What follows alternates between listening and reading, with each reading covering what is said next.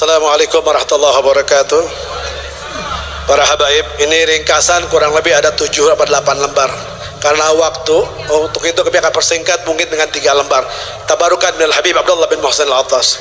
Karena ini yang hadir banyak orang Jerman, jadi kita mengerti, kita bahasa Indonesia kan. Bismillahirrahmanirrahim. Segala puji bagi Allah yang menentram hati dan pikiran dengan mendengarkan manakib para kekasih yang memiliki kesempurnaan, yang mengkhususkan mereka dengan berbagai keistimewaan yang terlalu agung untuk diungkapkan dalam sebuah tulisan. Allah menghiasi mereka dengan mahkota istiqomahan dalam menempuh jalan petunjuk dan kebenaran, memberikan mereka kedudukan yang dekat, selalu mendekat kepada Allah SWT, dan menjadikan iman yang memberi petunjuk pada Allah SWT. Aku bersaksi bahwa tiada Tuhan selain Allah, sebagai persaksian seorang hamba yang senantiasa beribadah kepada Allah sesuai dengan Al-Quran dan Sunnah Rasulullah SAW. Terlintas dalam hatiku dan timbul dalam pikiranku keinginan untuk mengambil berkah dengan cara berkhidmat, merangkai sebagian riwayat hidup terkait manakib Al-Habib Abdullah bin Muhsin Al-Attas yang kuharapkan menjadi sebab perjumpaan dan kebersamaanku.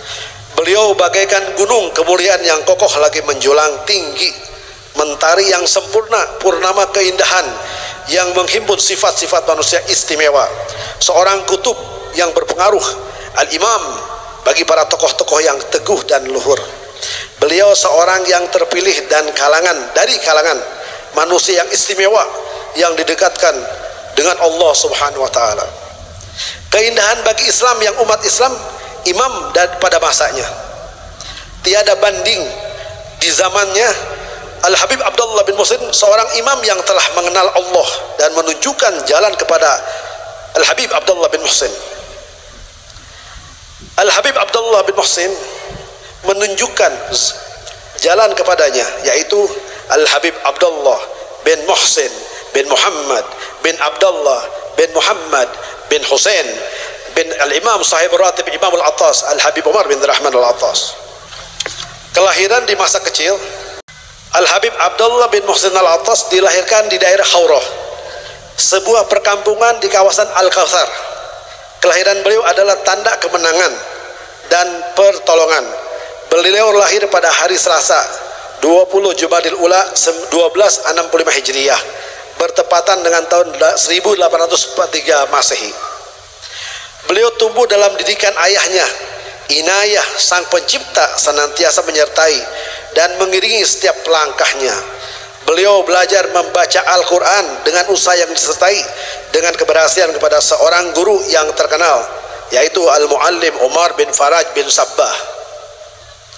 Setelah menghatamkan Al-Quran, ayahnya membawa beliau mengunjungi sejumlah tokoh-tokoh ternama, menerima ilmu-ilmu dan iman. Mereka di antara tokoh-tokoh adalah Sayyid Al-Habib Al-Kutub Al-Habib Abu Bakar bin Abdullah Al-Attas, salah seorang tokoh yang turut mendoakan Al-Habib Abdullah bin Muhsin Al-Attas setelah diminta, dan membekalinya dengan obor dan lampu petunjuk dari beliau.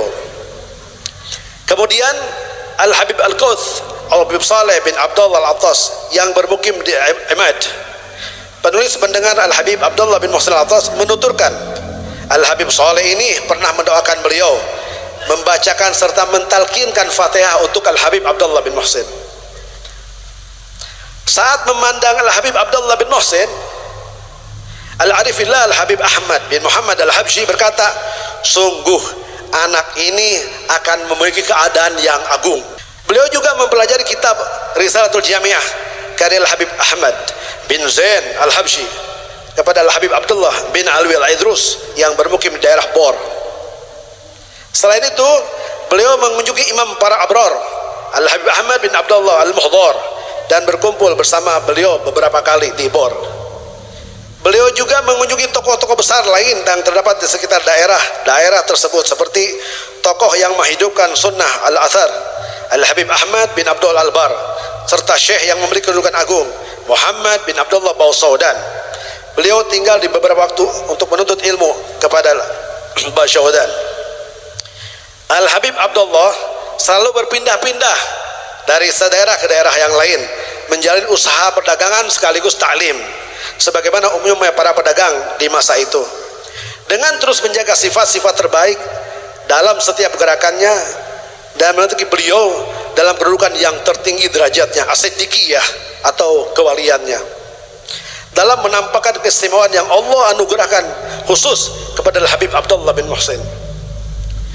Jalan yang beliau tempuh dalam mencapai kedudukan yang tinggi ini merupakan warisan dari jalan-jalan yang ditempuh oleh Nabi Allah Yusuf alaihissalam, karena sebab mereka yang terhijab mata hatinya, sehingga tuntutan keadaan memaksa beliau untuk masuk ke dalam penjara untuk membersihkan sisa-sisa nafsu, dan agar Allah mengelurkan pertolongannya dengan segera, sebagaimana pertolongan yang disebutkan dalam firman Allah, qala Allah taala wa kadzalika makkana li yusufa minal ardi fil ardi an-nati'ah ta'wil ahadits.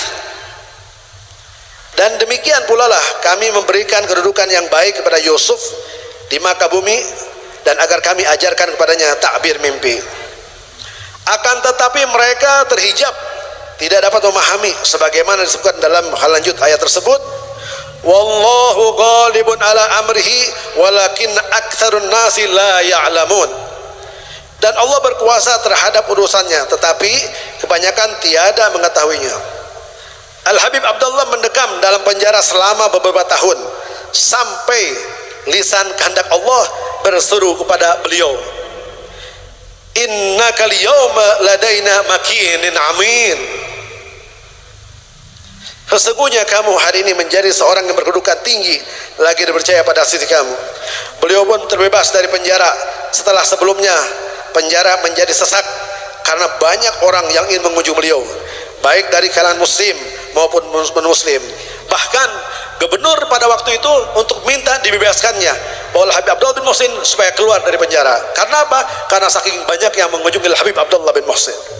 Akhlak beliau yang mulia dan agung, riwayat hidup beliau yang terpuji dan mulia, serta jalan hidup beliau yang harus istiqomah, semua itu nampak jelas kecuali bagi mereka yang buta mata hatinya serta menyimpang dari jalan yang lurus. Beliau radhiyallahu an memiliki tingkatan yang tinggi dalam sifat wara' dan zuhud terhadap dunia yang fana ini. Beliau berdakwah untuk bersikap zuhud dengan perbuatan serta ucapannya. Al-Habib Abdullah bin Muhsin Al-Attas berada dalam derajat tinggi dalam memasrahkan semua urusan kepada Allah yang Maha Kuasa. Mengetahui isi hati bisikan jiwa, beliau tidak pernah terguncang atas peristiwa apapun yang menimpanya. Jika Anda melihatnya, beliau memiliki keadaan yang tetap kokoh dan tidak tergoncang setiap saat, seakan gaib terlihat jelas bentuk oleh beliau Al-Habib Abdullah bin Muhsin. Beliau mewariskan sempurna rahasia dan perkataan Sayyidina Ali radhiyallahu an yang merupakan pintu dari kota ilmu. Lau kushifal ghita ma zadattu nakinan. Waktu-waktu beliau berlalu dengan damai, hal yang datang kepada beliau semuanya indah. Tidak pernah beliau merasakan kegelisahan dalam semua urusan. Beliau tidak tertumpu kecuali hanya kepada Allah Jalla Jalaluh. Beliau berada dalam puncak ketawaduan, merendahkan diri kepada sesama mukmin. Beliau menyesuaikan diri dengan semua orang yang sesuai dengan tingkat kederajatan. Wafat beliau Al-Habib Abdullah bin Muhsin Al-Attas senantiasa menaiki derajat-derajat kesempurnaan sampai Allah yang memuliakannya, memahamuliakan lagi menaha tinggi, menyeru beliau untuk bertemu dan bersamanya dengan bersamaan yang suci dari misalan yang sangat tegas di hati. Maka beliau pun berpindah di dunia menuju surga yang tertinggi, tempat yang kekal abadi di sisi kelak, di sisi kakek Al-Habib Al-Mustafa Al-Mukhtar serta para leluhur beliau yang istimewa. Beliau wafat tanggal 29 Zulhijjah tahun 1351 Hijriah 1929 Hijriah Masehi, 1929 Masehi. Pada hari Selasa di permulaan waktu zuhur, jenazah suci beliau disalatkan pada hari Rabu akhir Zulhijjah. Setelah zuhur dan berlalu separuh waktunya, orang-orang datang untuk menghadiri sholat jenazah dalam jumlah yang melimpah. Kemudian beliau dimakamkan di depan masjidnya yang mulia, yaitu di arah baratnya Magom. Beliau menjadi salah satu taman-taman surga. Siapa yang masuk dalamnya akan memperoleh keamanan dan perlindungan dari Habib Abdullah bin Muhsin Al-Attas. Amin amin ya rabbal. Di atas makam beliau dibangun kubah yang dipenuhi cahaya. Makam beliau menjadi tempat tujuan ziarah dari segala penjuru. Betapa beruntung mereka yang menziarahi beliau. Mereka mendapatkan kabar gembira dengan meraih segala permintaannya Al-Habib dan hajat-hajatnya kita insyaallah. Penyebab wafat beliau adalah demam ringan. Keadaan rohaninya yang membuat beliau gaib, tidak sadar apa yang terjadi pada sekelilingnya sepanjang waktu. Dalam keadaan gaib, beliau banyak melakukan salat sunnah maupun yang wajib. Beliau juga banyak menyebutkan lafaz la ilaha illallah, la ilaha illallah dan zikir nabawiyah. Menjelang wafat beliau mengulangi kalimat syahadat serta wahai.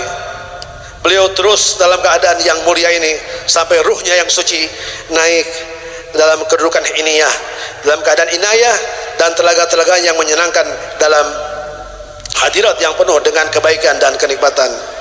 Tahiyatum yaumal likun salam, salam penghormatan kepada mereka pada hari mereka menuinya min ya Allah salam jalaluh. Semoga Allah merahmati mereka dan meridhoi mereka. Semoga Allah merahmati kita dan meridhoi kita karena kecintaan kita kepada beliau dan kedekatannya beliau dari Allah Jalla Jalaluh. Semoga Allah memberikan kita taufik untuk dapat berjalan di dalamnya, menjadikan kita termasuk golongan dari kelompoknya dan memberikan kepada kita anugerah dengan keberkahan beliau, dengan anugerah yang telah Allah menaikkan segala kewajiban.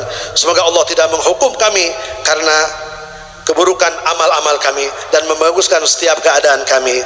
Ya Allah, dengan sebab kedudukan mereka di sisimu ya Allah, berilah kami hidayah sama orang-orang yang Engkau beri hidayah. Berilah kami keselamatan bersama orang-orang yang Engkau keselamatan. Tolonglah kami ya Allah bersama orang-orang yang Engkau beri pertolongan. Berkahilah kami ya Allah dalam semua yang Engkau anugerahkan pada kami. Lindungilah kami ya Allah dari keburukan takdir yang Engkau telah tentukan. Semoga limpahan salawat serta tercurah kepada Nabi Muhammad sallallahu alaihi wasallam beserta keluarganya dan sahabatnya. Segala bagi Allah semesta alam. Jazakallahu khairan jazaa. Assalamualaikum warahmatullahi wabarakatuh.